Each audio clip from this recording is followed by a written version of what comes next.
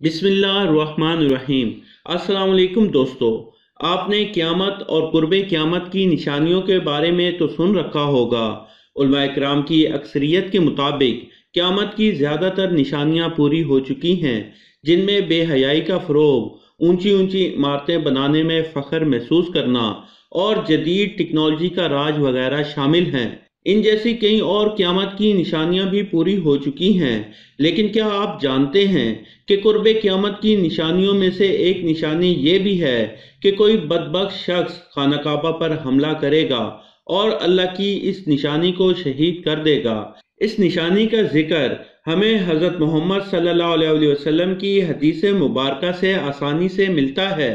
आज की वीडियो में हम हदीस नबवी सल्लल्लाहु अलैहि वसल्लम की रोशनी में बताएंगे कि खाना काबा को गिराने वाला शख्स कौन होगा, किस नस्ल से होगा और इस बदबख्त शख्स का साथ कौन कौन देगा।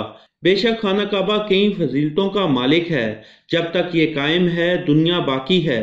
जब इसको शहीद कर दिया जाएगा तो दुनिया तबाह बर्बाद हो जाएगी और क़यामत बर्पा हो जाएगी। कुर्बे क़यामत में एक बदबख्त काला हबशी खाना काबा को मुनहदिम कर देगा, जिसका नाम ज़ू सुई कदैन यानी कि दो छोटी पिंडियों वाला होगा। इसका ये नाम इसकी पिंडियों के छोटे और बारीक होने की वजह से होगा।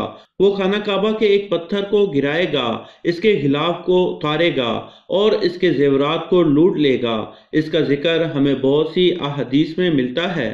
हज़रत अब्दुल्ला बिन अमर रज़ी अल्लाह तआला अन्हु से रिवायत है कि रसूल अकरम सल्लल्लाहु अलैहि वसल्लम ने फरमाया, अहले हबशा को छोड़े रहो जब तक वो तुम्हें छोड़े हुए हैं, क्योंकि खाना काबा के खजाने को सिवाय ज़ू सुई कदैन हबशी के अलावा कोई नहीं निकालेगा। एक और जगह पर आप सल्लल्लाहु अलैहि वसल्लम ने फरमाया, छोटी पिंडियों वाला एक हबशी खाना काबा को शहीद करेगा।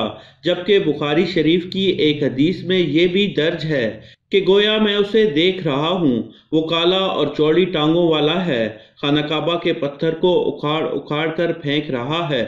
आप सल्लल्लाहु अलैहि वसल्लम ने इस शख्स का मजीद हुलिया बताते हुए फरमाया कि इसके सर पर बाल नहीं होंगे, जोड़ों में टेढ़ापन होगा और ऐसा महसूस होगा जैसे अपनी जगह से हटे हुए हैं। नबी करीम सल्लल्लाहु अलैहि वसल्लम ने अपने एक इरशाद में फरमाया कि एक वक्त आएगा जब अल्लाह ताला के घर की हुर्मत इसके रहने वाले ही पामाल कर देंगे। सैयदना अबू हुरैरा रज़ी अल्लाह ताला अन्हु से रिवायत है कि नबी करीम सल्लल्लाहु अलैहि वसल्लम ने फरमाया, एक शख्स जिस शख्स से मुराद इमाम मेहदी हैं, उनके हजर अस्वद और मकाम इब्राहिम के दरमियान बैत की जाएगी। इस घर की हुर्मत को उसके रहने वाले ही पामाल करेंगे और फिर जब ऐसा होगा तो अरबों की हलाकत और बर्बादी के बारे में पूछा जाएगा। फिर हबशा से एक लश्कर आएगा जो खाना काबा को तबाह बर्बाद कर देगा। इस तबाही के बाद फिर अल्लाह का ये घर आबाद न हो सकेगा, लोग इसका खजाना भी निकाल कर ले जाएंगे। वाक़या असहाबे फील के ज़माने में मक्का वाले तो काफिर थे, लेकिन बैतुल्लाह की ताज़ीम करते थे और खाना काबा की हुर्मत को पामाल नहीं करते थे। इसलिए खाना काबा को अल्लाह ताला ने अबराहा और इसके लश्कर से बचा लिया। जहाँ तक हबशी ज़ू सुई कदैन का मामला है तो वो काबा को शहीद करने में इस वक्त कामयाब हो सकेगा जब मकामी लोग भी खाना काबा की हुर्मत को पामाल करना शुरू कर देंगे और इसकी हुर्मत का पास नहीं करेंगे। जब वो बैतुल्लाह की खिदमत और एहतमाम से पहलू तही करेंगे तो अल्लाह ताला उनकी मदद से हाथ खींच लेगा। अल्लाह ताला ने हमारे प्यारे नबी हज़रत मोहम्मद सल्लल्लाहु अलैहि वसल्लम को बेशुमार उलूम अता किए, जिनका इदराक हमारा छोटा सा ज़हन कभी भी नहीं कर सकता। जो ज़बान मुस्तफ़ा सल्लल्लाहु अलैहि वसल्लम से अदा हो गया वो होकर रहेगा। कुरान मजीद में सूरह नजम की आयत नंबर 3 और 4 में अल्लाह ताला का फरमान है, और वो कोई भी बात अपनी ख्वाहिश से नहीं करते, वो तो नहीं मगर वही जो उन्हें की जाती है। आप जानते होंगे कि इससे पहले भी खाना काबा पर हमले की कोशिश की जा चुकी है, लेकिन अल्लाह ताला के फजलो करम से खाना काबा महफूज रहा और हमला करने वाले तबाह बर्बाद हुए। हुजूर अकरम सल्लल्लाहु अलैहि वसल्लम की पैदाइश से सिर्फ 55 दिन पहले यमन का बादशाह अबरहा हाथियों की फौज लेकर खाना काबा को शहीद करने के लिए मक्का पर हमला आवर हुआ था। इसका सबब यह था कि अबराहा ने यमन में دارالسلطنت صنعاء میں ایک عظیم و شان اور عالی شان گرجا گھر بنایا تھا اور یہ کوشش کرنے لگا کہ عرب کے لوگ بجائے خانہ کعبہ کے یمن آ کر اس کے گرجا گھر کا حج کیا کریں۔ جب مکہ والوں کو یہ معلوم ہوا تو قبیلہ کنان کا ایک شخص غیظ و غضب میں جل بھن کر یمن گیا اور وہاں جا کر گرجا گھر میں پاخانہ کر کے اس کو نجاست میں لت پت کر دیا۔ جب ابرہہ نے یہ واقعہ سنا تو طیش میں آ کر آپے سے باہر ہو گیا اور خانہ کعبہ کو شہید کرنے کے لیے ہاتھیوں کی فوج کے ساتھ مکہ پر حملہ کر دیا۔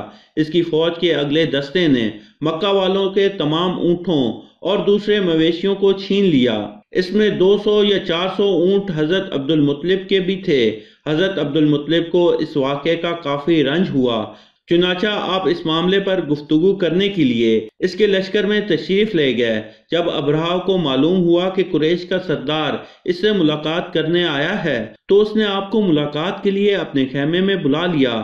جب حضرت عبد المطلب کو دیکھا تو ایک بلند قامت، روب دار اور نہایت ہی حسین و جمیل آدمی ہے جس کی نشانی پر نور نبوت کا جلوہ و جلال چمک رہا ہے۔ ابرہہ نے حضرت عبد المطلب سے پوچھا کہ بتائیے آپ کیا کہنا چاہتے ہیں؟ حضرت عبد المطلب نے جواب دیا کہ آپ ہمارے اونٹ اور بکریاں وغیرہ جو آپ کے لشکر کے سپاہی ہانک کر لائے ہیں، آپ ان سب مویشیوں کو ہمارے حوالے کر دیں۔ یہ سن کر ابرہہ نے کہا، اے سردار قریش، میں تو یہ سمجھتا تھا کہ آپ بہت ہی حوصلہ مند اور شاندار آدمی ہیں، مگر آپ نے مجھ سے اپنے اونٹوں کا سوال کر کے میری نظروں میں اپنا وقار کم کر دیا۔ اونٹ اور بکری کی حقیقت ہی کیا ہے؟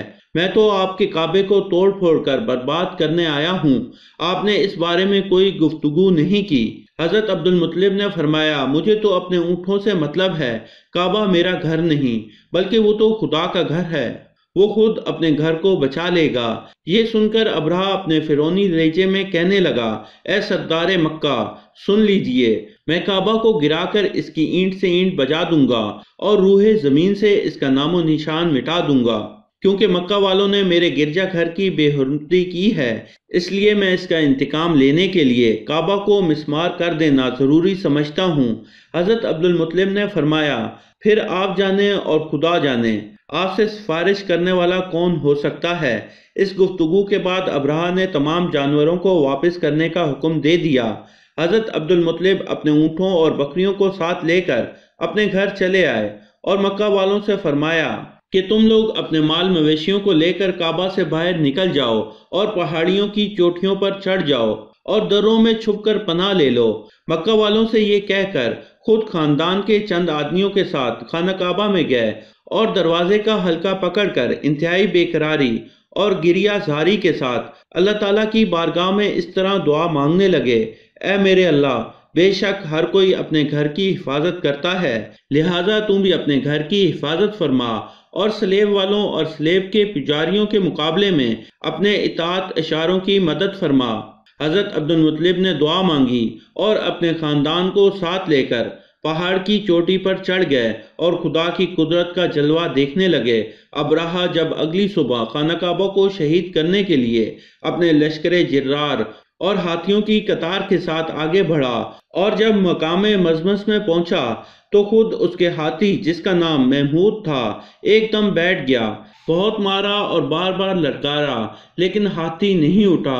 اسی ہار میں قہر الہی ابابیلوں کی شکل میں نمودار ہوا اور ننھے ننھے پرندے جھنڈ کے جھنڈ، جن کی چونچوں اور پنجوں میں تین تین کنکریاں تھیں، سمندر کی جانب سے خانہ کعبہ کی طرف آنے لگے۔ ابابیلوں کے اس لشکر نے ابرہہ کی فوج پر اس زور و شور سے سنگباری کرنا شروع کی کہ آن کی آن میں ابرہہ کے لشکر اور اس کے ہاتھیوں کے پرخچے اڑ گئے۔